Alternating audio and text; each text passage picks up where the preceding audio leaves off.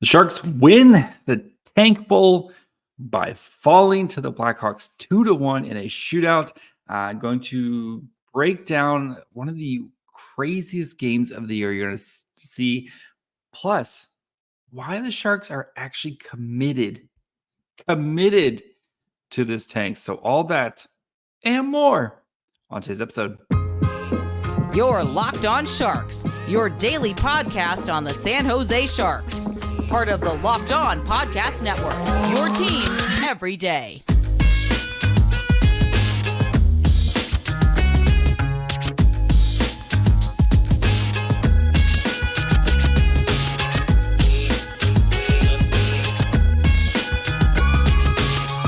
Hello, welcome to Locked On Sharks, the premier hockey podcast covering your favorite tanking team in the Bay Area. My name is JD Young, contributor at San Jose Hockey Now, and I want to thank you for making Locked On Sharks your first listen. Proudly part of the Locked On Network. We cover your team every day, especially when they give themselves a little bit of breathing room between them and the Blackhawks. So if you want to be an everydayer, all you have to do is just follow along wherever you get podcasts, or you can watch on YouTube as well. And our San Jose Sharks lose 2-1 to the Blackhawks in a huge game when it comes to trying to establish yourself as the potential number one pick in the draft and put yourself in the position to draft one Macklin Celebrini. Boy, did the Sharks, this game actually made me kind of feel like it might be the Sharks' year. It might be their year to actually pull this thing off. So we're going to discuss this game, we're going to break down the shootout and just some of the insanity in the shootouts that went on. So we're going to do all that and break down the numbers. But before we get into that, I do want to let you guys know today's episode is brought to you guys by Sleeper. Download the Sleeper app. Use promo code LOCKEDONNHL to get a $100 match on your first deposit. Terms and conditions apply. See Sleeper's terms of use for details. When we get into what the numbers say, it's insane how much the Sharks dominated this game. Just absolutely insane how much the Sharks dominated this game. Only to put up one goal. And that is why I think this might be the Sharks' year to actually pull this off. So they're just if you didn't watch the game, the Sharks had so many opportunities to score. This could have easily been a 6-1 win by San Jose. Eklund had multiple chances that either hit the crossbar or just barely miss. Luke Kunin hits the crossbar. Kunin also misses basically a wide open shot. There's just so much stuff that went against the Sharks scoring that I actually have gotten to the point where I believe the hockey gods are doing us a favor by putting us in a position where we're going to kind of like how Sharks fans, we kind of look back at, Jonathan Toews, if he scores on that breakaway that he has done a bajillion times in his career, the Sharks end up third and end up drafting Connor Bedard. It kind of feels like all these little things of Eklund hitting the cross, just guys hitting the crossbar, guys just missing, stuff like that. It's all leading towards something bigger for us. So, this game had a little bit of everything. The other big news, though, of course, is Mikael Granlund, who left the game in the third period, took a clean hit. It was, he took a hit in the corner, and it favored his shoulder, went straight to the dressing room. Quinn has already quickly said he looks like he's going to be out for a little bit. So just if Mikael Granlund is gone for any sort of time, and we don't know when Logan Couture is going to be back. This could be a simple Granlund comes out and Couture comes back in type of situation. Couture's supposed to play on the road trip, didn't.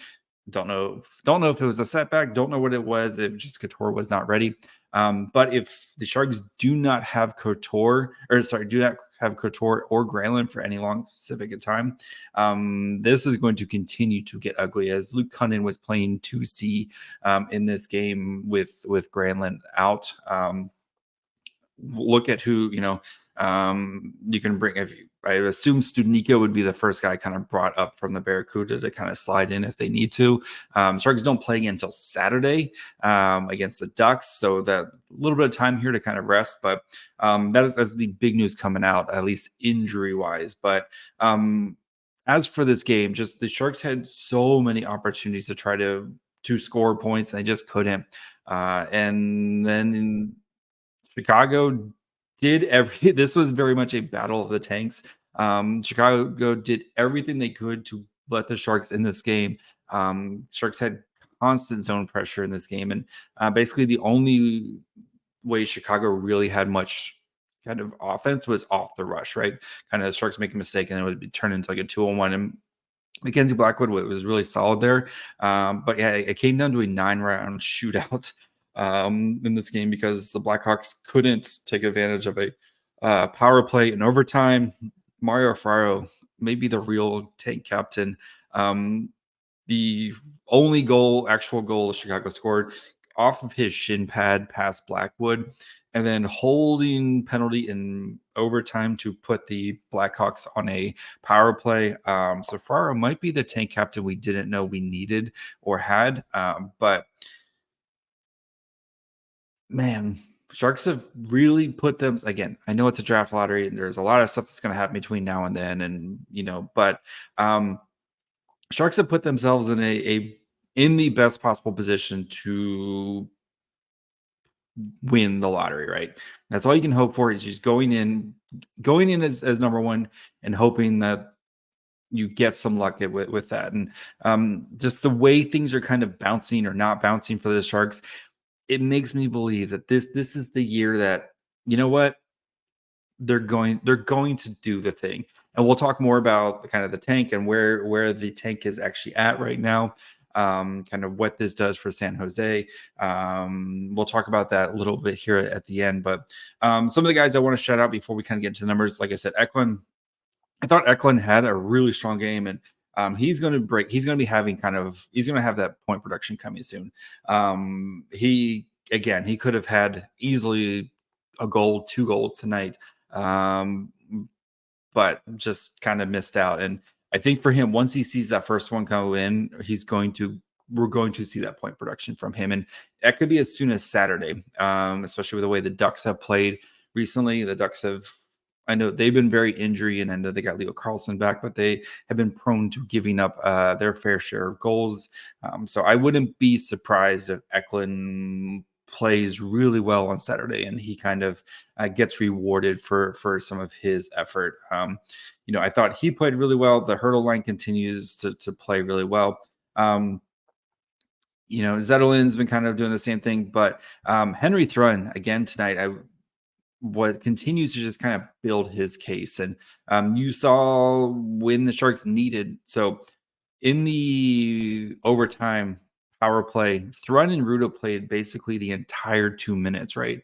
And there was plenty of stoppages there. Maybe that's why, because there was so much kind of rest. It wasn't the extended 90-second shift. It was a lot of the Hawks getting the puck on goal, and either Blackwood ices the puck or goes out.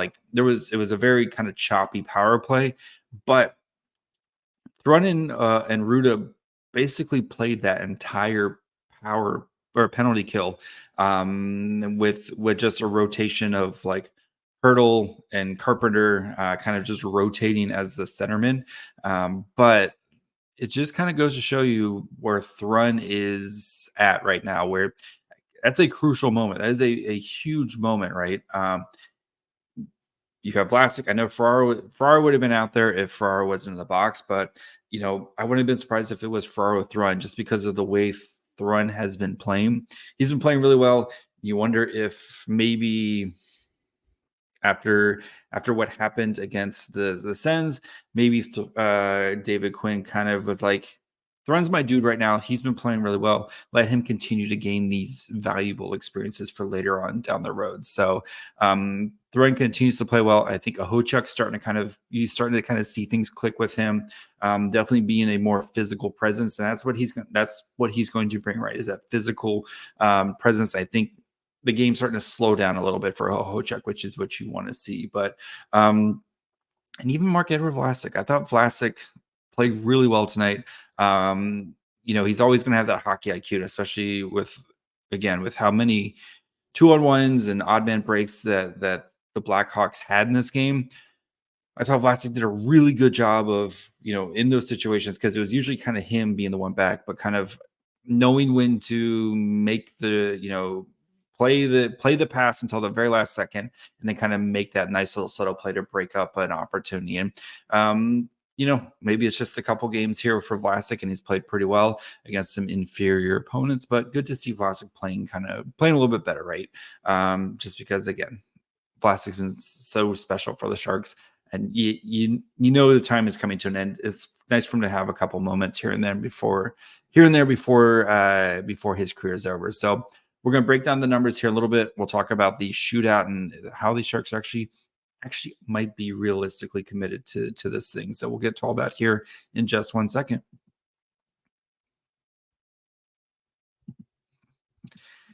It's past the halfway point, Sharks fans, and the season has been rough. Regardless of the Sharks being dead last in the current standings, I want to remind you that you can win big by playing daily fantasy hockey on Sleeper, the official daily fantasy app of the Locked On NHL Network. Sleeper is our number one choice for daily fantasy sports, especially daily fantasy hockey, because with Sleeper, you can win 100 times your cash in daily fantasy hockey contests. All you have to do is either pick some of your favorite NHL superstars like McDavid, Crosby, McKinnon, or pick some of your favorite Sharks like Hurdle, Slippery Pete, Mackenzie Blackwood, and record more or less of their Sleeper projections for things like goals, assists, saves, plus, minus, and more in a given game. 100 times bet on Sleeper, you need to correctly predict the outcome of 8 player stats. You heard me, Sharks fans. You can win 100 times your money. Play daily fantasy hockey with Sleeper. So start paying attention and nail your picks to start winning big.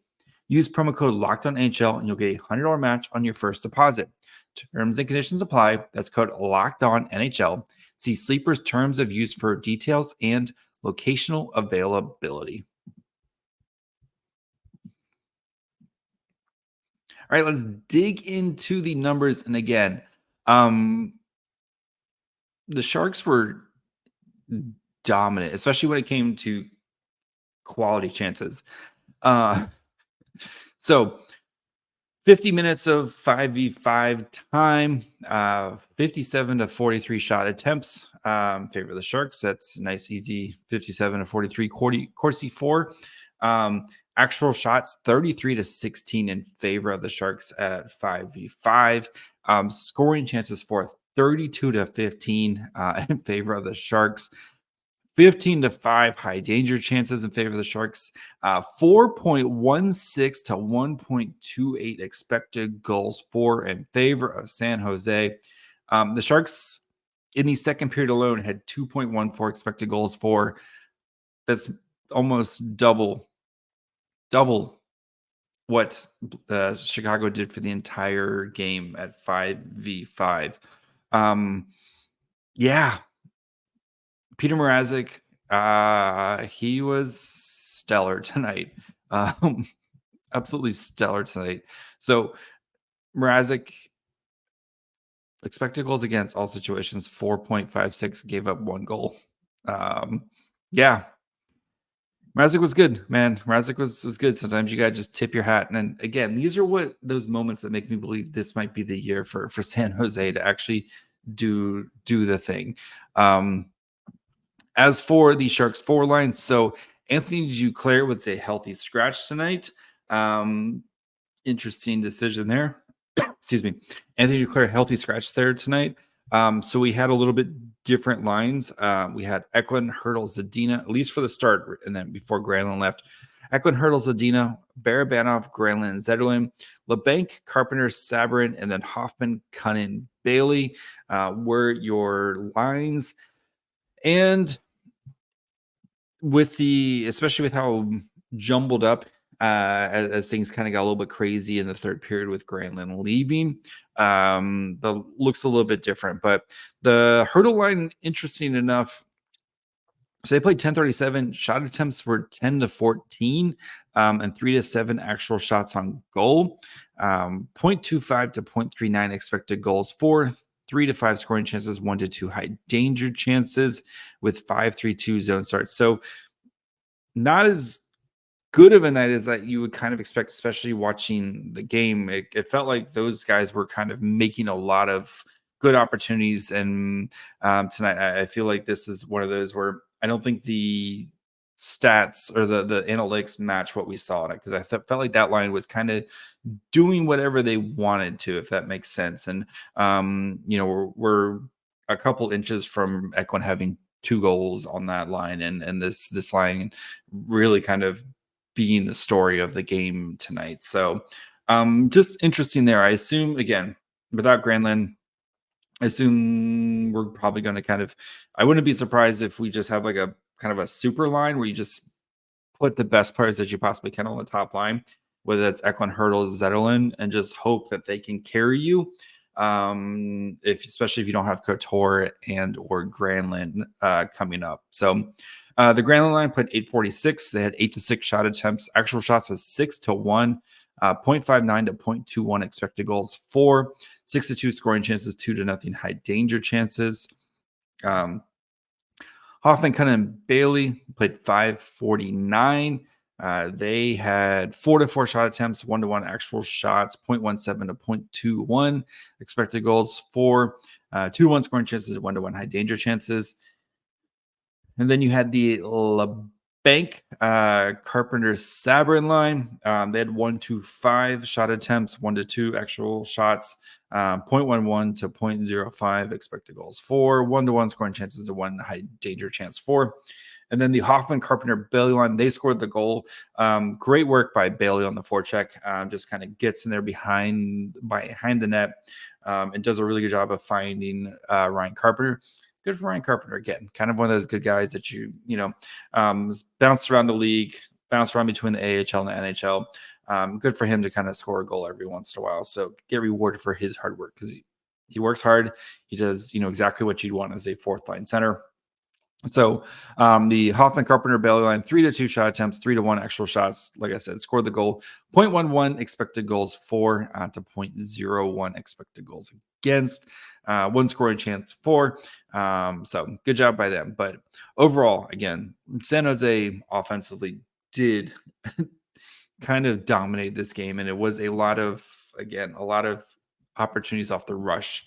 Not a lot of sustained offense, but opportunities off the rush for Chicago, which has kind of been the opposite of what we've seen from San Jose, right? How often is it the other team has a lot of scoring, or kind of a lot of sustained offensive zone time, and then San Jose, they get an opportunity off the rush, and that's kind of how their offense has been this year. So as for the defensemen, so leading the way Corsi-wise for the defenseman, Kyle Burrows, who got into a fight tonight. So he had 66.67%, Corsi 422 to 11 shot attempts.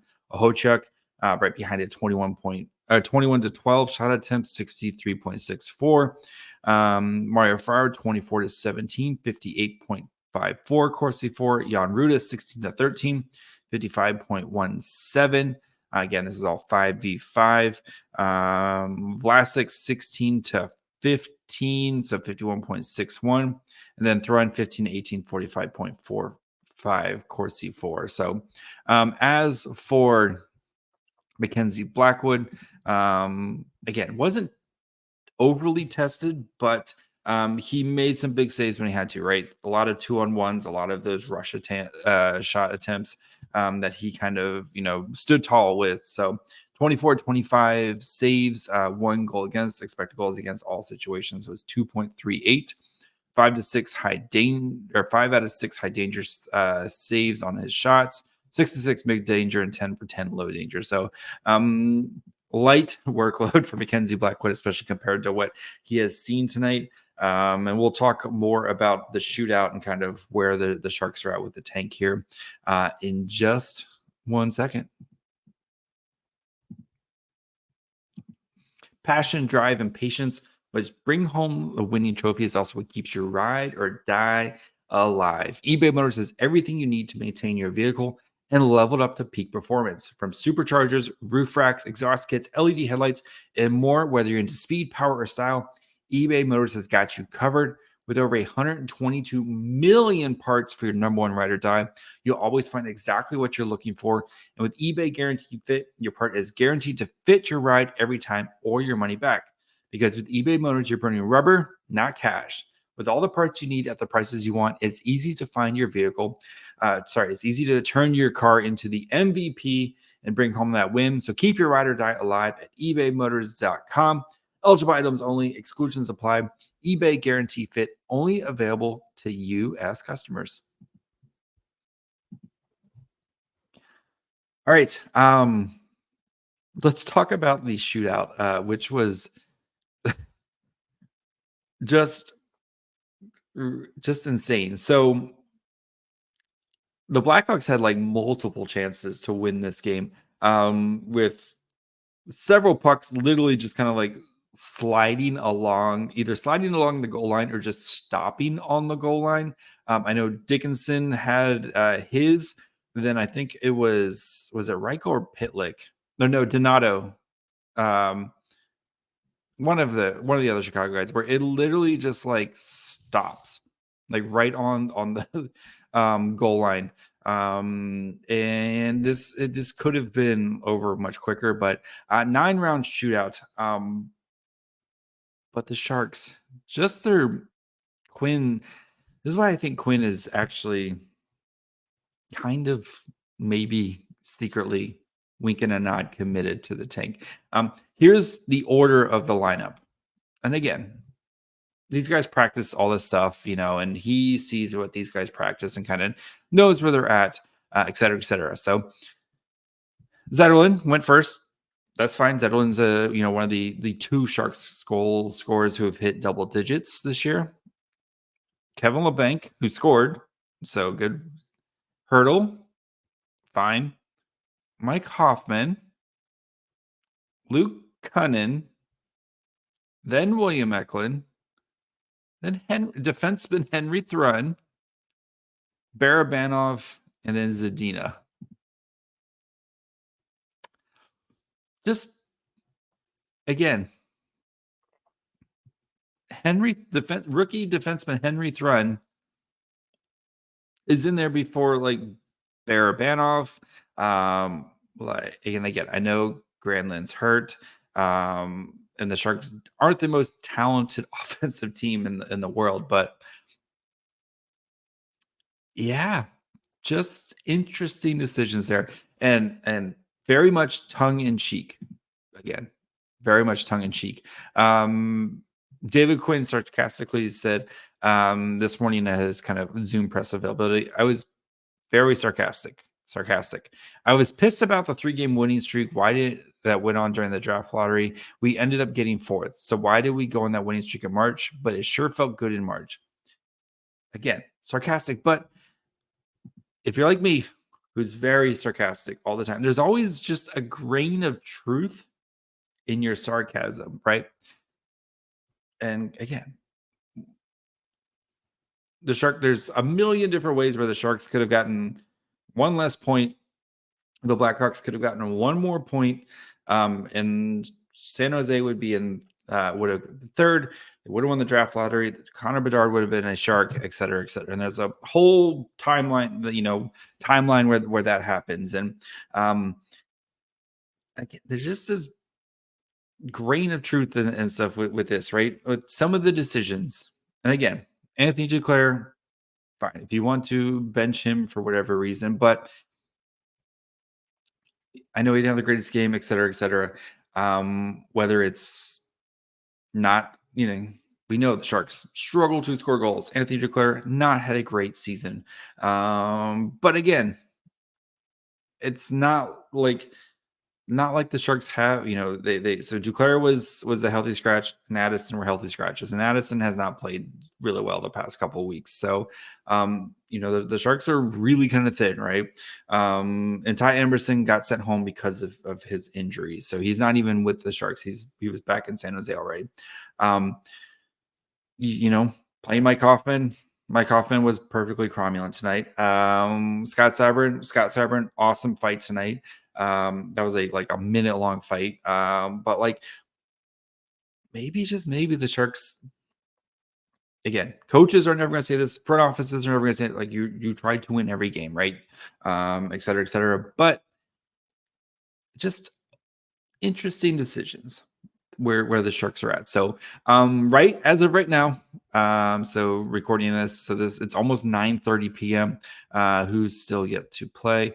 So actually, everyone has played tonight. So the Sharks currently sit number one, a 4-point lead between them and Chicago for the number one spot. So San Jose has 24 points. Chicago has 28 points with a game in hand. And then third place is Anaheim with 31 points, also with a game in hand.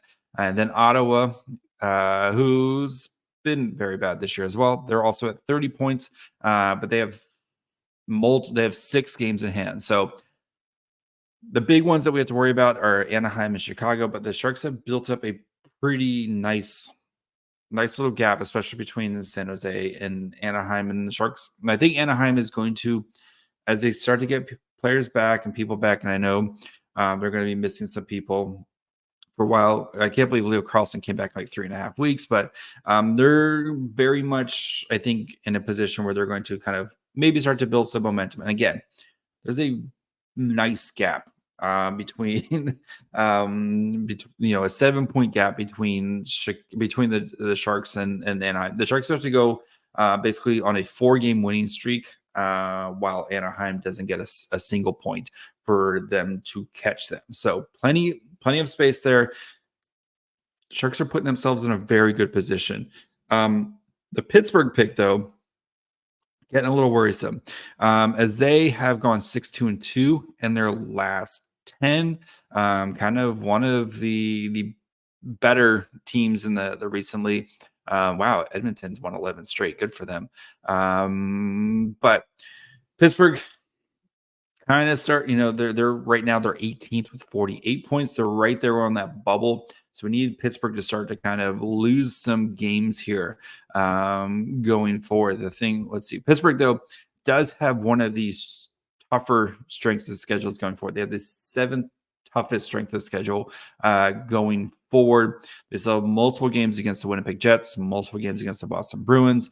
They got to play the Canucks. They got to play the Rangers, a couple games against the Rangers. They have a bunch of games here. So while the Sharks are the second easiest schedule, only behind Anaheim now.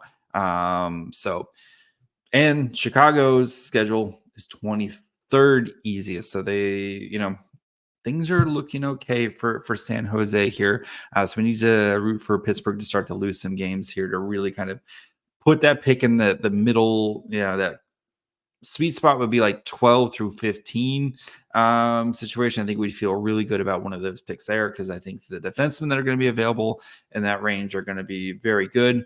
If you want to learn more about the potential defensemen that are going to be there, our good friend Tony Ferrari, our Bald King, joins the show. That'll be coming out tomorrow, where we start our 2024 draft discussion with a nice overview. We talk about Macklin Celebrini. We talk about just kind of how weird this draft class is and how there's so many questions to still be answered. We talk a lot about the defensemen. So make sure you guys are following wherever you get podcasts.